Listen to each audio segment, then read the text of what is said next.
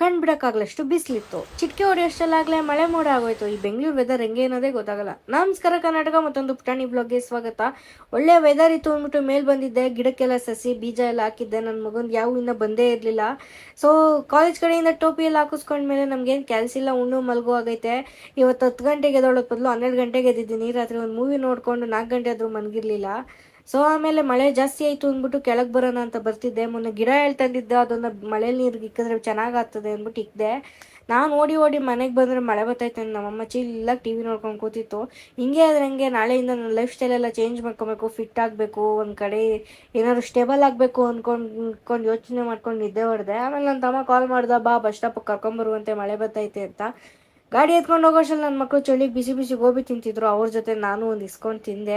ಮನೆಗೆ ಬಂದು ಒಂದೊಳ್ಳೆ ಸನ್ಸೆಟ್ ನೋಡ್ಕೊಂಡು ಬಿಸಿ ಬಿಸಿ ಕಾಫಿ ಕುಡ್ಬಿಟ್ಟು ಹೊರಗಡೆ ಕೆಲಸ ಇದೆ ಅಂದ್ಬಿಟ್ಟು ಹೋದ್ವಿ. ಇವತ್ತು ಕಷ್ಟ ಸಿಗ್ತೀನಿ ಮತ್ತೆ. ನಮಸ್ಕಾರ.